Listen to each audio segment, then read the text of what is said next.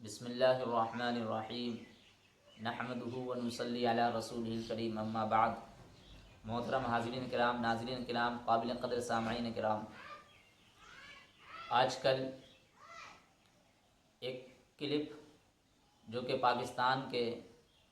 ایک بڑے عالم دین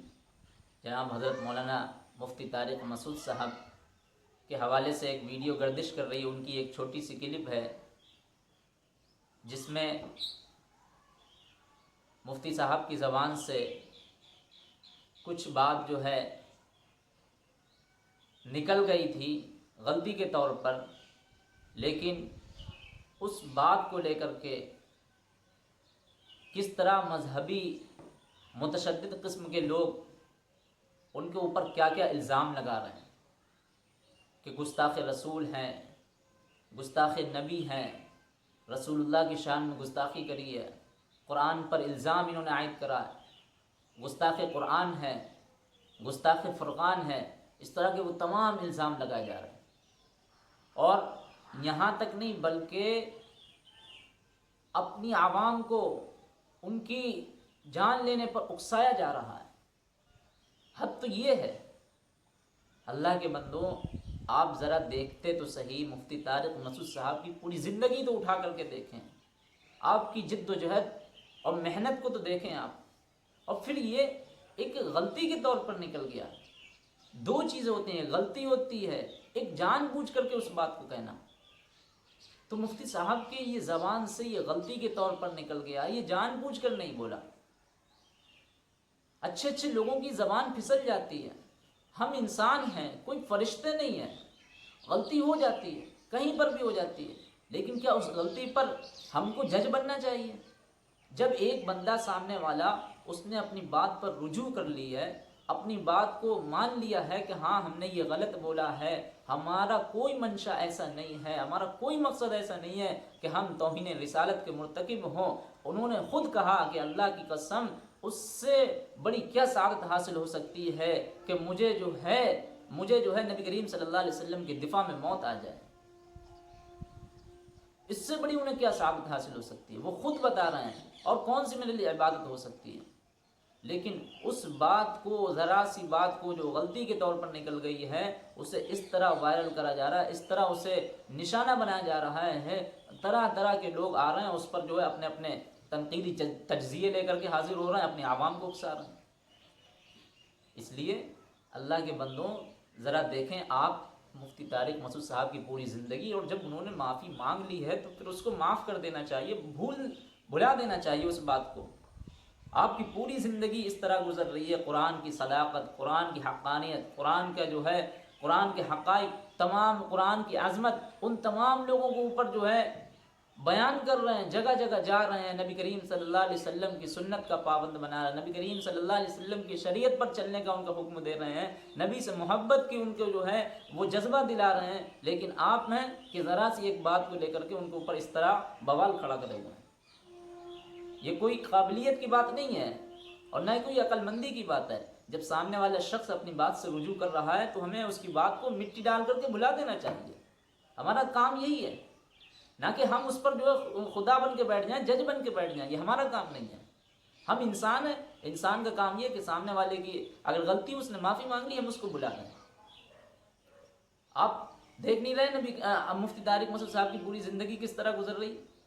اس فکر میں ہے، اس سوچ میں ہے، تڑپ تڑپ کے کہ ہم جو ہے کہاں تک اللہ اور اس کے رسول کا نام بلند ہو جائے، کہاں تک ہماری نوجوان نسل، ہماری عوام، جو ہماری نوجوان نسل جو فتنہ ارتداد میں جا رہی ہے، جس سے جو ہے ایک اللہ کو چھوڑ کر کے دوسرے اللہ پسند آ رہے ہیں، دوسرے معبود سے پسند آ رہے ہیں، ایک اللہ پر ایمان نہیں ہے، وہ کس طرح ان کے لیے محنت کر رہے ہیں، جدوجہد کر رہے ہیں، برابر ان کے کہیں ادھر بیان ہے، کہیں بدیشوں میں بیان ہے، محلہ محلہ، گلی گلی، گاؤں گاؤں، کوچہ کوچہ، سب جگہ ان کے بیانات ہو رہے ہیں۔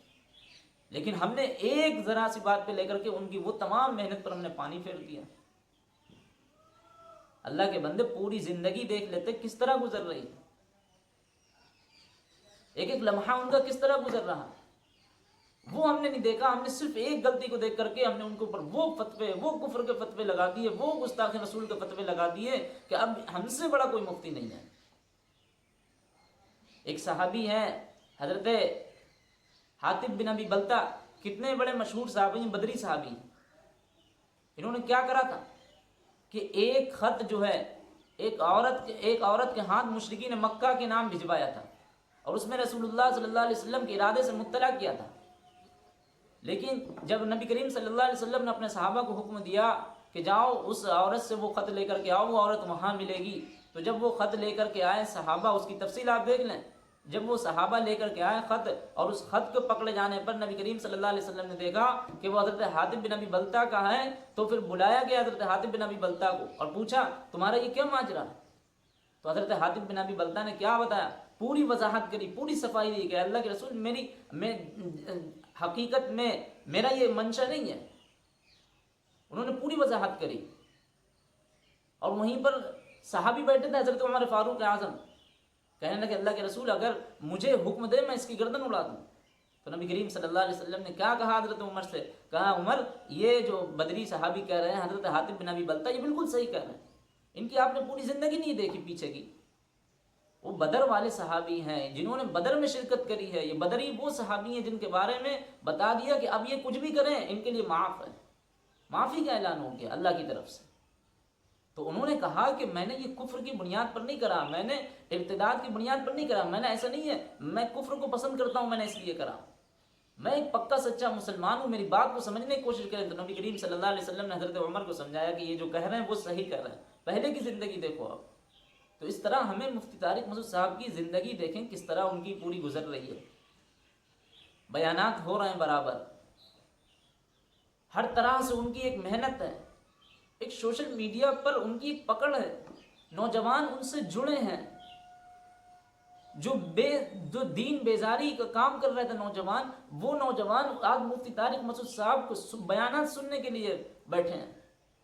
کون سے ایسے مولوی ہے جن کے بیانات کوئی نوجوان سنتا ہو، نوجوان خواتین سنتی، نوجوان بچے، نوجوان سنتے ہوں، مرد سنتے ہوں.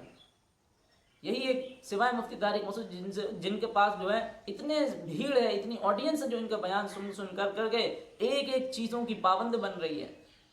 سنت رسول کی پابند بن رہی ہے، ایک ایک شریعت پر چلنے کی کوشش کر رہی ہے. لیکن آپ وہ محنت پر پانی پھیر دے رہے ہیں، اور آپ صرف اپنا قاضی ہونے کا ایک جو ہے کردار ادا کر رہے ہیں.